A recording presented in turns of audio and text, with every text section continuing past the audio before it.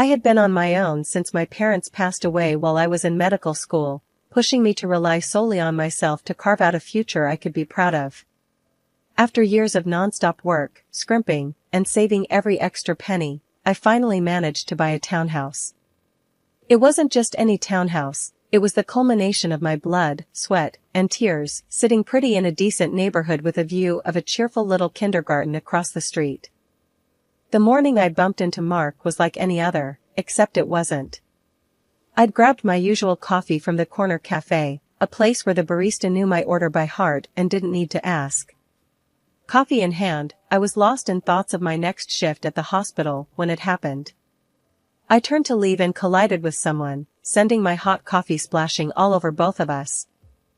"Jesus, watch where you're going," the guy exclaimed, a frown creasing his brow as he looked down at his soaked shirt. I felt my cheeks heat up with embarrassment. "Oh my God, I am so sorry. Here, let me help you clean that up," I stammered, feeling around my bag for some napkins, coming up empty. "Great." He sighed, then shook his head as he caught my flustered expression. "It's all right, no harm done. But I'm pretty sure these stains won't just wipe off with a napkin." "You're right, I'm so sorry. There's a laundromat around the corner. I can pay for the cleaning, it's the least I can do." He raised an eyebrow, then a small, amused smirk played on his lips. "Lead the way then, coffee spiller." As we walked to the laundromat, the initial awkwardness gave way to a more relaxed conversation. He introduced himself as Mark, a realtor who had just moved into the area. "What about you? I haven't seen you around before," he said as we handed his shirt over to the laundromat attendant. "I'm Ella," I replied. "I live just a few blocks from here. And yeah, usually I'm holed up at the hospital or resting at home, so not much of a local social butterfly." We sat down at a nearby diner while waiting for his shirt. Over a couple of coffees, carefully kept at a safe distance from him this time, we chatted about mundane things like work and our neighborhood. It was refreshing, talking to someone new without any pretensions. "Look, Ella," he said as we walked back to pick up his shirt, now stain-free, "I owe you one for helping me out. Let me take you out for dinner, my treat. No more coffee disasters, I promise." I hesitated for a split second. He seemed genuine, and after the morning's debacle, I felt like I could use a night out. "All right, Mark, it's a deal. But if this is some elaborate scheme to get free medical advice, you'll be disappointed." "Don't worry, I'll try to keep it strictly non-medical. How's Friday night?" "Friday works. It's a date then," I said, handing him his shirt. We exchanged numbers, and as I watched him go, I couldn't help but think maybe this strange encounter might just be a good thing. After that accidental coffee spill and the subsequent shirt rescue mission, Mark and I began to see more of each other. It started with that promised dinner, which turned out to be a delightful evening at a local Italian place he swore was the best in town. Mark was easy to talk to, and for a guy who sold houses for a living, he sure knew a lot about a lot of things. As the evening wound down, he looked at me, a playful challenge in his eyes. "So, life-changing enough for you?" I laughed, nodding. "All right, you win this round." The pasta was fantastic. From then on, it seemed like we were inseparable. He was always planning something interesting for us to do, whether it was a movie night, a visit to a local art exhibit, or just a simple walk in the park. Mark had a knack for making everyday things feel special. One evening, as we were walking along the river, watching the city lights reflect on the water, he stopped and looked at me with those earnest eyes of his. "Ella, I've got to tell you something." "What's up?" I asked, feeling a mix of anticipation and nerves. "I'm falling pretty hard for you," he said, his voice low. "And I don't want to scare you off, but I feel like this could be something real." I took a deep breath, the night air cool on my face. "I'm falling too, Mark. And no, you're not scaring me off." A few months into our whirlwind romance, during a cozy dinner at my place, Mark had insisted on cooking to prove he could rival the pasta from our first date, He surprised me with a question that stopped me dead in my tracks. He had just served us some ridiculously good lasagna when he turned to me, took my hands in his, and said, "Ella, I know it's been a quick ride for us, but when you know, you just know. Marry me?" I didn't need time to think about it, it felt right. "Yes, Mark. Yes, I'll marry you." That night, we talked about our future, about finding a place together, and starting a family. Everything felt like it was falling into place, and I couldn't remember the last time I had been this happy.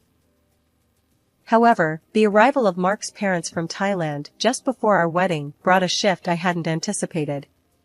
They had lived abroad for many years, but decided to return permanently when they heard about their son's imminent wedding. At first, they seemed lovely, full of warm smiles and enthusiastic embraces. "We're so thrilled to finally meet the woman who captured our Mark's heart," his mother had gushed, squeezing my hands with both of hers. His father, a robust man with a hearty laugh, clapped Mark on the shoulder, saying, "You've chosen well, son. We're excited to be part of this joyous occasion." Their friendliness was comforting, and I felt hopeful about our new family dynamics. But their initial friendliness soon gave way to an overwhelming sense of intrusion. Linda, Mark's mother, took to our home like she owned the place, and her husband, Jim, wasn't far behind in making his presence felt. It started with small things. Linda would rearrange my kitchen whenever she came over, which was almost every day. "Ella, you really should keep the spices near the stove. Saves time," she would say, moving things around without waiting for my response. I bit my tongue, trying to keep the peace.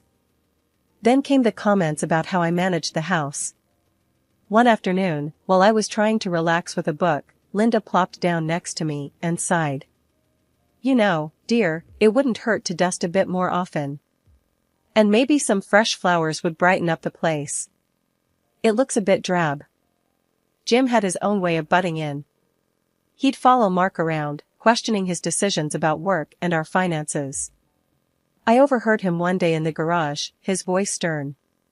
"You're letting her handle the money? You need to keep an eye on that, son. Make sure it's spent wisely." Their constant presence was suffocating, but the breaking point came when Linda decided we should host a party for her friends, without even asking us. "It'll be just a small gathering," she assured, waving her hand dismissively as if it was no big deal.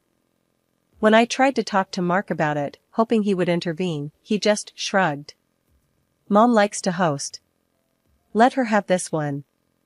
It makes her happy, and it's not like it's a huge imposition, right?" I gave in. The small gathering turned out to be a full-blown bash with more than 20 people, all from Linda's circle of friends, who seemed to think they were at some sort of weekly social club that just happened to be in my living room. I spent the whole day cooking and preparing, only to end up feeling like a stranger at my own party. Linda introduced me around as if she was the lady of the house, and I was just some sort of assistant.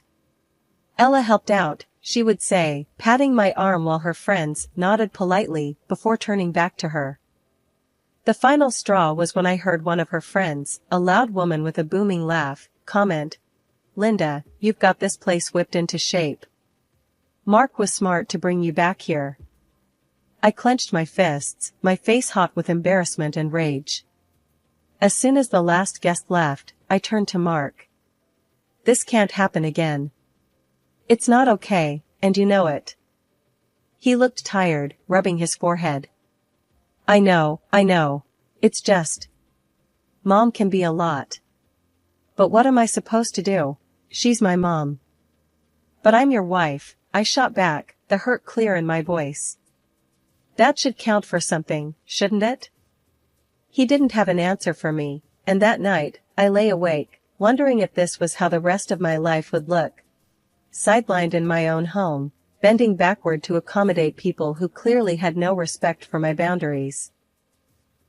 Saturday after Saturday, my house transformed into a hub for Linda's endless social gatherings. Every week, the invasion of her friends, along with their opinions and laughter, grated on me more. It wasn't just the noise or the mess, it was the sheer disregard for our personal space. And each event left me feeling more like an outsider in my own home. The day I put my foot down, everything blew up. I told Linda politely but firmly, "I'm sorry, but we can't host the party every Saturday. It's too much." She stared at me like I'd slapped her. Her reaction was immediate and volcanic. "Too much? You ungrateful girl, this is what family does for each other. We host, we entertain, we support." Her voice rose with each word, and I felt the walls of my own home closing in on me. "Linda, please lower your voice. Let's talk about this calmly." But calm was nowhere on her agenda. Her face turned a shade of red I'd only seen in movies. She started pacing around, waving her arms, and then, to my horror, she began throwing decorative cushions across the room as if each one bore my face. "You listen here. If you don't agree to these small favors, I can make things very difficult for you, my girl." She was shouting now, and her words sliced through any pretense of familial warmth we might have had. When she threatened to have me divorced from her son if I didn't comply, a cold shiver ran down my spine. "Mark will listen to me. He always has. Don't think he'll choose you over his own mother." I was reeling. The woman was using divorce as a weapon to keep me in line. It hit me then, how deeply Mark was tied to his mother's apron strings. The realization was like a punch to the gut.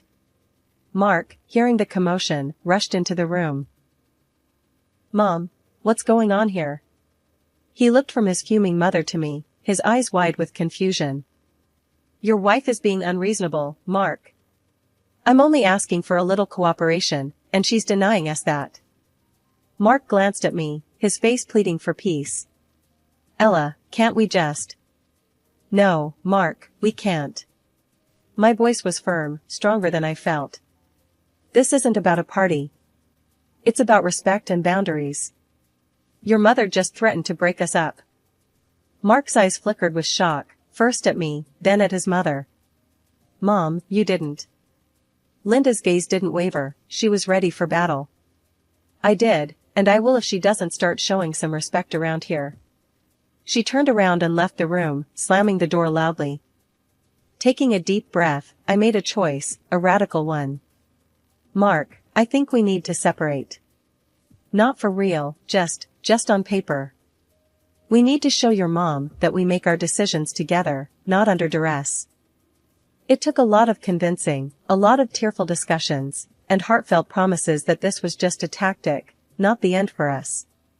So, we did. We filed for divorce quietly, a sham for freedom. It was the hardest decision of my life, pretending to split from the man I loved to save our marriage from the overbearing clutches of his mother. The next Saturday, when Linda and her entourage of friends showed up at the house for their usual gathering, they were in for a surprise. I was waiting for them on the front porch, my posture rigid and my resolve firm. As Linda stepped out of her car, her smile faded when she saw me standing alone, door firmly shut behind me. "Ella, dear, aren't you going to let us in? We have our little gathering, remember?" Her voice carried that familiar commanding tone, but today, I was not going to yield. "No, Linda. There won't be any gathering here today. Or any other day," I replied, my voice steady. She stared at me, her eyes narrowing. "What are you talking about? This is my son's house, and I decide." "It was your son's house," I corrected her sharply, cutting off her words. "And as of last week, it's mine alone. We're divorced, Linda. Mark isn't living here anymore, and he won't be a part of these gatherings." Her mouth fell open, disbelief etching her features. "Divorced? That's not possible. Mark would never." "He did, Linda. And he agreed it was for the best," I said, not letting her intimidate me anymore. The power I felt at that moment, reclaiming my space and my life, was exhilarating. "This is nonsense," she exclaimed, her voice rising. "I'll call him right now. He'll straighten this out." Linda fumbled with her phone, her fingers shaking slightly as she dialed Mark. I could hear the dial tone, then Mark's voice answering. The conversation was brief, and Linda's face fell with each word Mark spoke. Turning back to me, her eyes filled with fury, she hissed, "You're ruining our family. You have no idea what you've just started." "I know exactly what I'm doing, Linda. I'm ending the chaos you bring into my life every week. This is my home, and I will not be hosting or accommodating your social life anymore." The other women, who had been watching the exchange with rapt attention, began to murmur among themselves, their eyes darting between Linda and me. With a huff, Linda turned on her heel, her friends trailing behind her like lost puppies. They got into their cars and drove off, leaving a cloud of dust and a profound silence behind. After the sham divorce, Mark and I maintained our relationship secretly, meeting in less conspicuous places and spending time together like two teenagers sneaking around. It was absurd and painful, but necessary. One chilly evening, Mark texted me, "Meet me at the Old Town Diner. The one with the busted neon sign. Need to see you." Reading his message, I felt a mix of excitement and nervousness. I threw on my coat and headed out, making sure to keep my head down as I walked into the diner. It was a quiet place, mostly forgotten by the town's newer residents, which made it perfect for us.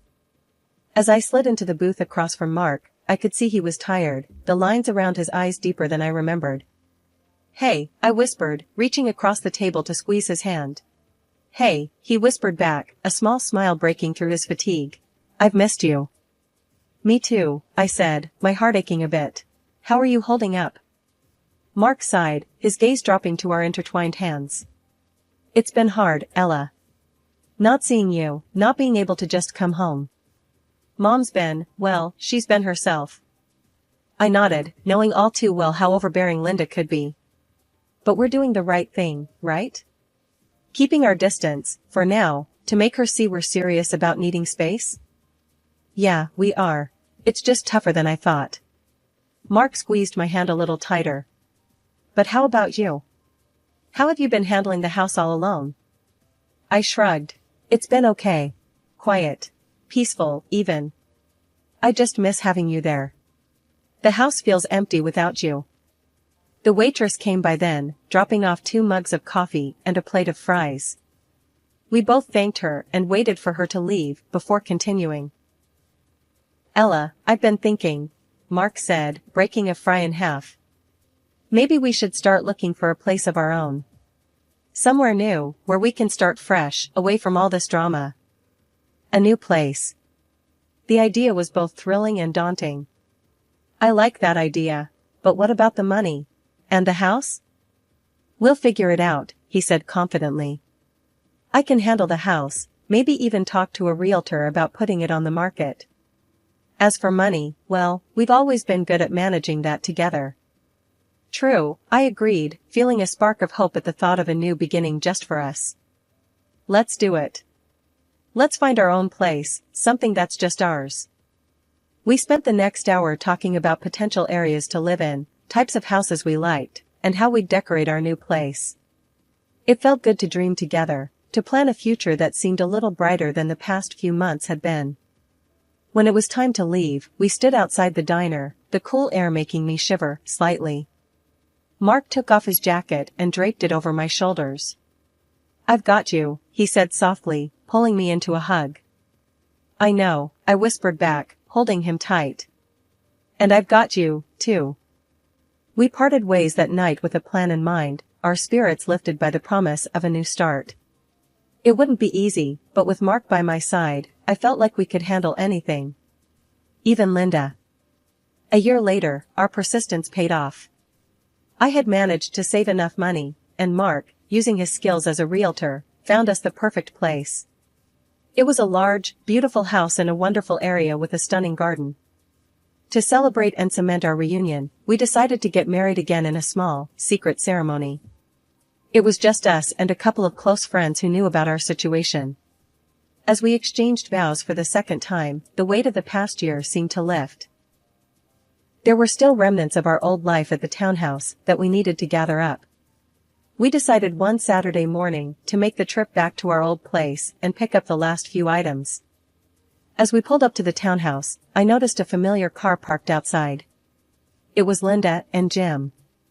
They were standing by the front door, apparently waiting for us. When we got out of the car, Linda's face lit up with an unsettling kind of eagerness. We need to discuss the family get-togethers. Now that you're returning, we can start planning the next one right here. Mark's brow furrowed. Mom, we're not here to stay. We're just picking up some things. We've moved out. Her smile faltered for a moment, but quickly recovered. Moved out? Oh, but that means this place is free. I can use it for the parties then. It was like nothing had changed with her. I felt a flare of frustration, but kept my voice calm. Linda, we sold the townhouse. It's not ours anymore. We're here to collect the last of our things. The news seemed to take a moment to sink in.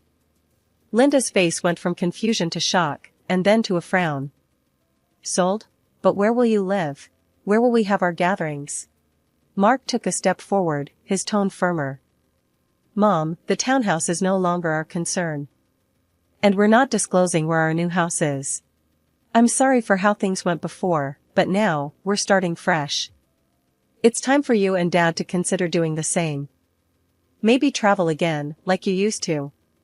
Linda's mouth opened and closed, her earlier enthusiasm dampened into a muted disbelief. Jim, who had been quietly observing the exchange, put a hand on her shoulder, but she shrugged it off, her gaze fixed on Mark. You're choosing her over your own family? Linda's voice cracked, a mix of anger and hurt. Mark nodded. Yes, Mom, I am choosing my wife. It's not about picking sides, it's about respecting our life together. Before Linda could say another word, Mark kissed my hands, an affirmation of his commitment in front of his parents. Linda stood frozen, her face a mask of frustration and disbelief.